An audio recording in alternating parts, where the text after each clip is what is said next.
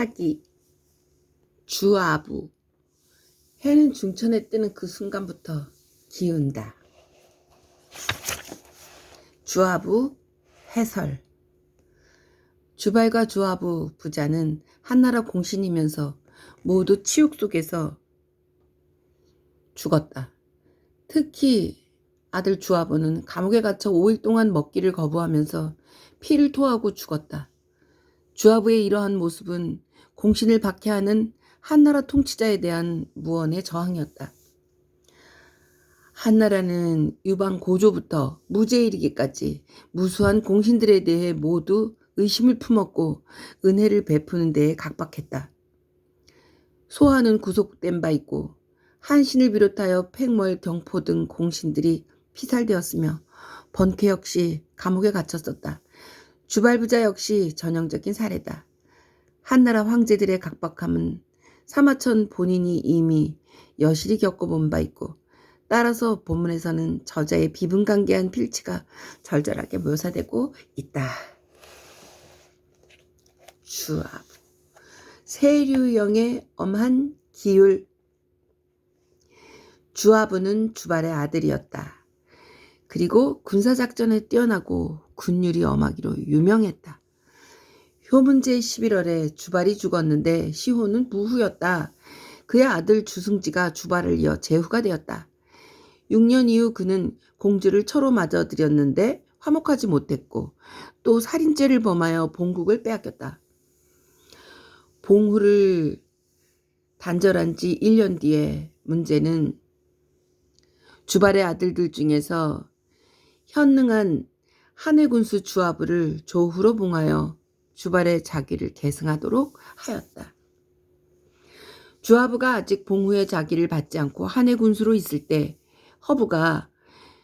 허부는 당시의 유명한 관상가입니다. 관상가 허부가 주아부의 관상을 보고 말했다. 당신은 3년 뒤에 제후로 봉해질 것이오. 그리고 제후로 봉해진 뒤 8년 뒤에 장상이 되어 국가의 대권을 장악하고 지위의 고귀함과 권세의 무거움은 대신 중에 첫째가 될 것입니다. 그로부터 9년 뒤에 당신은 아마 굶어 죽을 것입니다. 이 말을 들은 주아부는 웃으면서 말했다. 나의 형이 이미 부친을 계승하여 제후가 되었소. 만약 그가 죽어도 그 아들이 그를 대신하여 제후가 될 터이니 나 주아부가 어떻게 제후가 된다는 말이오. 또 당신 말대로 내가 기왕 존귀하게 된다면 또 어떻게 해서 내가 굶어 죽는단 말이오. 내 소상히 알려주시오. 그러자 관상가 허부는 주아부의 입을 가리키면서 말했다. 당신의 입가에는 수직선의 줄이 입 안으로 들어가고 있습니다. 그것이 꼭 굶어 죽을 상입니다. 3년이 지난 뒤 그의 형 강후 주승지가 죄를 범하여 효문제가 주발의 아들 중에서 현능한 자를 고르려고 하자 모두 주아부를 추천하였다. 그리하여 주아부는 조후로 봉해지고 주발의 자기를 계승하였다. 그 뒤 흉노가 대규모로 한나라에 쳐들어왔다. 문제는 주아부를 비롯한 세 장군을 파견해 패상과 극문 그리고 세류 지방을 지키도록 했는데 이때 주아부는 세류 지역의 수비를 맡게 되었다. 3명의 장군을 파견한 후 문제는 친히 일선으로 가서 병사들을 위문하기로 하였다.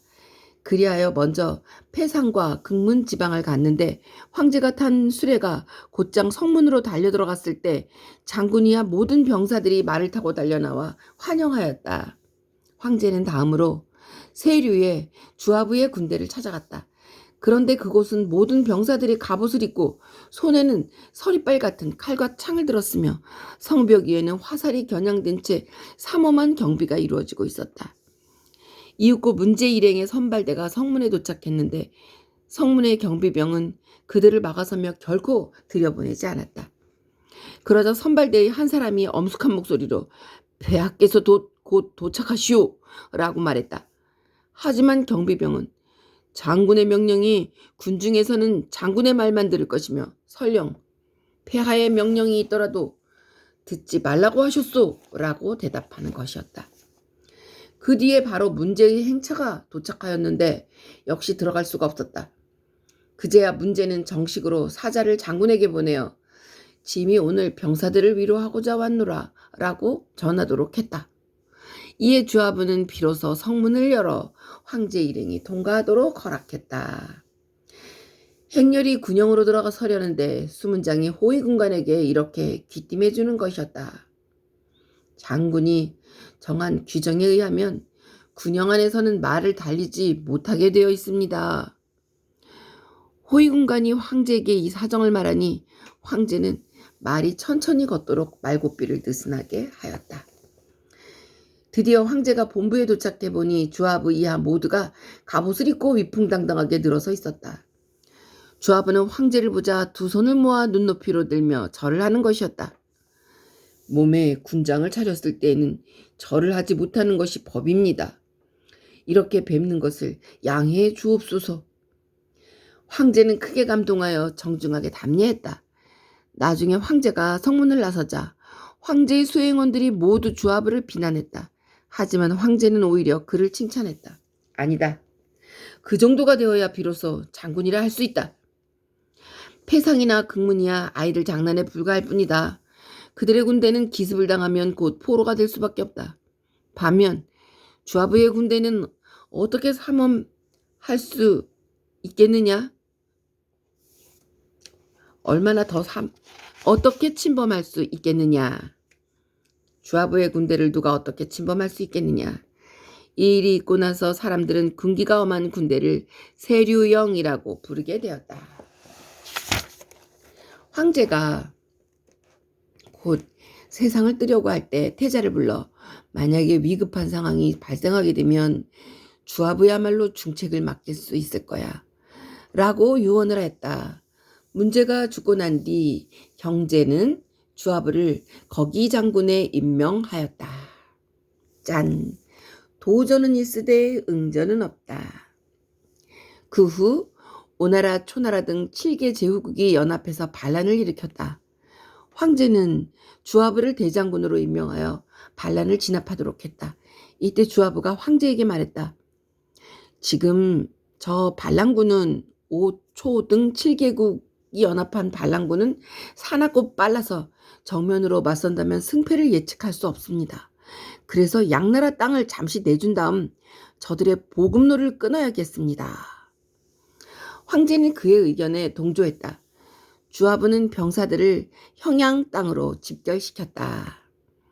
당시 반란군은 양나라 땅을 공격하고 있었는데 양나라는 위기에 빠지자 주하부의 도움을 요청했다. 하지만 주하부는 못 들은 척하며 군대를 양나라에 아직 닿지 않는 곳에 주둔시키면서 튼튼하게 방어진지를 구축하였다. 양나라 지방에서는 날마다 사자를 보내 구원병을 요청했지만 주하부는 들어주지 않았다. 그러자 이번에는 황제에게 직접 글을 올려 호소했고 이에 황제도 양나라 지방에 구원병을 파견하라고 주하부에게 명령했다. 그럼에도 주하부는 끄떡도 하지 않았다. 그러면서 주하부는 믿을 만한 부하를 시켜 날쌘 기습부대로 반란군의 보급로를 차단해버렸다. 그 후 보급로가 끊겨 굶주림에 시달린 반란군은 사력을 다해 싸움을 걸어왔다. 하지만 주하부는 맞서 싸우기는커녕 쳐다보지도 않았다. 어느 날인가는 병사들 중 일부가 크게 소란을 피우며 떠들어댔지만 주하부는 장막 안의 침상에 누워 잠을 자면서 내다보지도 않았다. 그 소란은 얼마 지나지 않아 스스로 잠잠해졌다. 그 뒤로 반란군은 매일같이 공격해 들어왔지만 주하부는 명령을 내려 절대 응전하지 말도록 했다. 반란군은 정예부대를 투입해 성벽을 허물어뜨려야 했지만 철통 같은 방어벽을 결코 뚫을 수 없었다. 반란군은 이제 제풀에 지치고 먹을 양식도 없어 스스로 철수하려 했다. 이때 이제까지 맞서 싸울 생각도 하지 않던 주하부가 전 군에게 공격명령을 내렸다. 그러자 모든 병사들이 굳게 닫혔던 성문을 열고 한꺼번에 몰려나가며 반란군을 포위해 들어갔다. 순식간에 반란군은 싸워보지도 못하고 크게 패했다. 주하부는 그 여세를 몰아 반란군을 끝까지 추적해 괴멸시켰다. 이때 반란군의 총수이던 오나라 왕인 비는 대군을 포기한 채 몇천 명의 정예병들과 함께 강남의 단도현까지 도망쳤다. 한나라 군사들은 기세를 타고 추격하여 반군들을 모두 포로로 잡고 그들을 항복시켰다. 아울러 오왕인 비의 머리에 현상금을 걸었다. 한 달여가 지나가자 월나라 사람이 오왕의 머리를 베었다는 보고가 들어왔다. 이렇게 하여 반란은 3개월 만에 완전히 진압됐다. 그리고 모든 사람들이 주아부의 작전이 정확했음을 비로소 알게 되었다. 다만 이때의 일로 양나라의 효왕과 주아부의 사이는 악화되었다. 주아부가 조정에 들어오자 그는 진압 반란의 공로로 승상의 자리까지 올라갔으며 황제의 신임도 두터웠다. 그러나 모든 일이 극에 이르면 쇠퇴하는 법. 정상에 올라간 주아부의 내리막길은 이때부터 시작되었다. 짠! 지나침은 모자람만 못하다. 주아부는 자신을 과신하는 성격이었다. 특히 5초 7군의 반란을 진압하고 난 후 그 성격은 과신하는 성격은 더욱 강해졌다. 한나라 초기에 왕조를 흔든 양대 사건으로 여씨의 전횡과 5초 7국의 난이 있었는데 주아부와 그의 아버지 주발이 각각 이 위기를 해결했던 것이다. 그래서 주아부는 자기 부자가 아니었으면 한나라가 이미 멸망했으리라는 자부심을 갖고 있었다. 그 결과 주아부가 황제에게 간섭하는 일이 차츰 많아졌다. 윤회의 아들을 태자에서 폐위시키려는 경제에게 주아부는 강력하게 반대했으며 경제의 부인인 왕부인의 오빠를 제후로 임명하려 할 때에도 격렬히 반대했다. 고조의 말씀에 유씨가 아니면 왕이 될 수 없다 하셨습니다. 또한 공적이 없는 사람은 제후가 될 수 없는 법입니다. 그 말에 경제는 매우 기분이 상했고 결국 그를 제후로 임명하지 않았다. 그 뒤에 흉노왕 등 5명이 한나라에 투항해온 적이 있었다. 경제는 흉노에 대한 회유책의 일환으로서 그들을 제후로 임명하고자 했다. 이때 주아부가 나서서 말했다. 그자들은 자기 군주를 배신하고 투항했습니다. 지금 그들을 제후로 우대한다면 폐하께서는 장차 신하들이 배신했을 때 어떻게 비난하실 수 있겠습니까? 그러자 경제는 주아부의 강력한 반대에도 불구하고 이번에는 자기 생각을 고집했다. 얼마 지나지 않아 경제는 궁중에서 주아부를 접견하고 음식을 하사하셨다. 그런데 주아부의 자리에는 단지 큰 덩어리의 고기 하나만 놓여 있었고 잘게 썬 고기도 없었으며 젓가락은 놓지 않았다.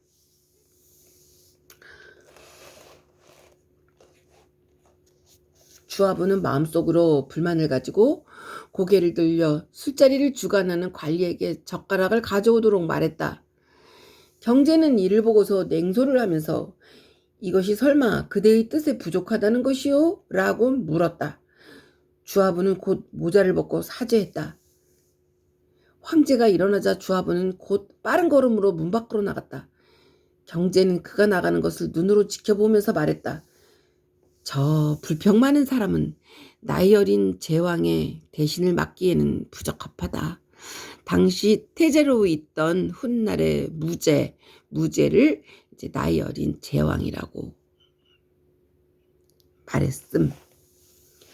그로부터 얼마 뒤 주아부의 아들은 부친을 위하여 오로지 황제의 물건만 제작하는 공간인 삼방에서 500가지 순장용 투구와 갑옷 그리고 방패를 구입했다. 그러나 이것들을 운반한 사람들은 힘들게 일을 했는데도 돈을 지급받지 못했다. 그들은 그것이 황제의 용품을 몰래 산 것이라는 사실을 알고 있었고 그래서 분노하고 상서하여 주아부의 아들이 변란을 꾀하고 있다고 고했다. 그리고 이 일은 주아부까지 연루되어 모욕을 받게 되었다. 황제는 일꾼들의 상서를 보고는 곧 옥리에게 넘겨 처리하도록 했다. 옥리가 문서를 가지고 주아부에게 신문하자 그는 대답을 거부했다. 경자는 그에게 욕을 하면서 나는 더 이상 네가 필요 없다 라고 하였다. 그리하여 주아부는 정의에게 넘겨졌다. 정의는 주아부를 문책하면서 그대는 반란을 일으키려고 하였는가 라고 물었다. 주아부는 내가 산 기물은 모두 순장품인데 무덤에 넣는 것인데 무슨 반란을 일으킬 수 있겠는가? 라고 대답했다. 정의는 그렇다면 그대는 비록 지상에서는 반란을 일으키지는 않는다고 하더라도 지하에 가서는 반란을 일으키려고 생각하는 것이다. 라고 하였다. 옥리의 가혹한 신문은 더욱 심해졌다. 처음에 관리가 주아부를 체포할 때 그는 본래 자살할 생각이었으나 그 아내가 저지하였으므로 자살하지 못했다. 그리하여 그는 정의에게까지 넘어오게 되었다. 그는 5일 동안 밥을 먹지 않았으므로 마지막에는 피를 토하고 죽었다. 그의 본국 역시 폐지되었다. 자살을 할까 생각했지만 궁형의 모욕을 참은 사마천은 여기서 공감되는 부분이 있었던 것 같습니다. 태사공은 말했다. 주합은 용병시 전하하게 엄숙한 용모와 장중한 태도를 유지할 수 있었고 또한 능히 굳세게 인내할 수 있었으니 바로 사마양저가 어찌 그를 뛰어넘을 수 있겠는가. 그러나 아쉽게도 그는 자기의 지모에 만족하여 다른 사람에게 겸손하게 배우지 않았고 절조를 준수했으나 겸양하지 못하여 마침내 곤경에 빠졌다. 참으로 슬픈 일이로다. 라는 주아부에 대한 부분이었습니다.